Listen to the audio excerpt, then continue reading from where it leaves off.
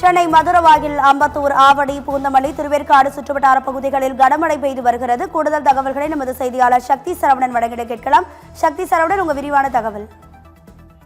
வணக்கம் ராதிகா. சென்னை மற்றும் அதன் சுற்றுவட்டார பகுதிகளான மதுரவாயல், அம்பத்தூர், ஆவடி, பூந்தமல்லி, திருவேற்காடு உள்ளிட்ட பகுதிகளில் கடந்த ஒரு மணி நேரத்திற்கும் மேலாக கனமழை பெய்துள்ளதால் குளிர்ச்சியான சூழல் ஏற்பட்டுள்ளது. கடந்த ஒரு வார காலமாக பகல் நேரங்களில் வெயில் வாட்டி வதைத்து வந்த நிலையில் இன்று வானம் திடீரென மாலை நேரத்தில் மேகமூட்டத்துடன் காணப்பட்டது.